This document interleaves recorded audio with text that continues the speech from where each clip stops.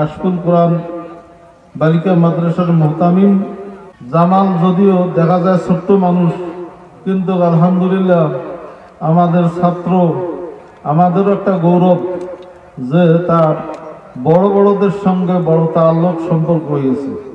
আমরা যাদের সঙ্গে কথা বলাও কঠিন, কিন্তু তার একটা বড় সম্পর্ক হয়েছে এই বিগত সরকারের জুলুমের শিকার হওয়ার কারণে। মাহফিলের সম্মানিত সভাপতি হযরত মাওলানা আল্লামা আমিনুল ইসলাম সাহেব মুহতামিম নাগেশ্বরী কওমি মাদ্রাসা ও আহ্বায়ক হেফাজতে ইসলাম বাংলাদেশ কুড়িগ্রাম জেলা শাখা, হুজুরকে আলোচনা করার জন্য অনুরোধ করছি।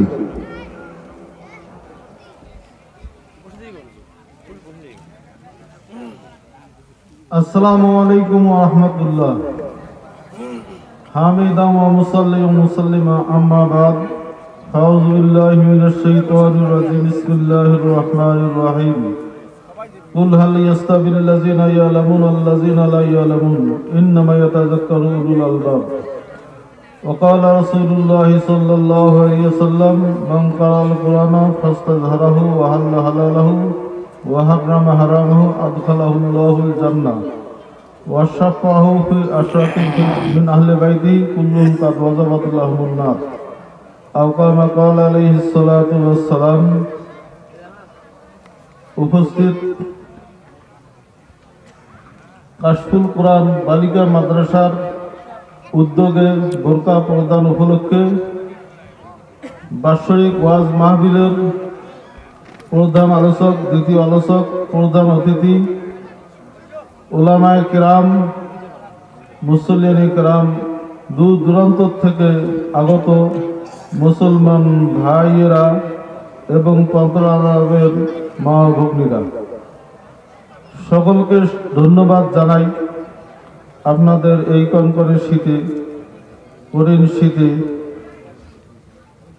শীতকে অপেক্ষা করে এই বাৎসরিক ওয়াজ মাহফিলে, দ্বীনি মাহফিলে অংশগ্রহণ করার জন্য, উপস্থিত হওয়ার জন্য আপনারা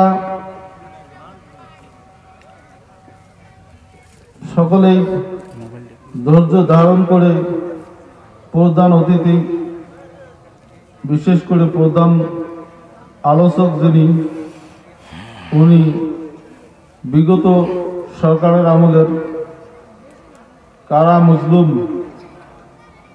নির্দোষ কারা মজলুম,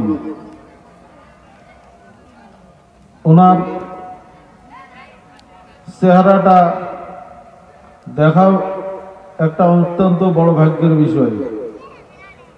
উনি অত্যন্ত কষ্ট করেছেন দ্বীনের জন্য। ওনার অপরাধ শুধু একটাই যে আলেম মানুষ, হক কথা বলেছেন। হক কথা তো বলতেই হবে, হক কথা বলা এটাই ছিল তার অপরাধ। সেই কারণে তাকে অনেক নির্যাতন করা হয়েছে। ওনার মুখ থেকে আমরা শুনতে পারবো। আল্লাহ তাবারক তাআলার মেহেরবানি, যে কোনো ভাবেই হোক আল্লাহ তাবারক তাআলা তাকে এই কারা বন্দির থেকে, নির্যাতন থেকে রেহাই দিয়েছেন।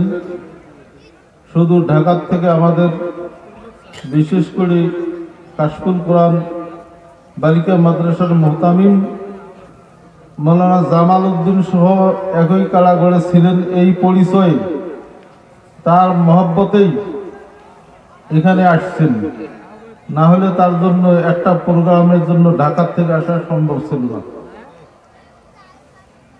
জামাল যদিও দেখা যায় ছোট্ট মানুষ, কিন্তু আলহামদুলিল্লাহ আমাদের ছাত্র, আমাদেরও একটা গৌরব যে তার বড় বড়দের সঙ্গে বড় তাল্লুক সম্পর্ক হয়েছে।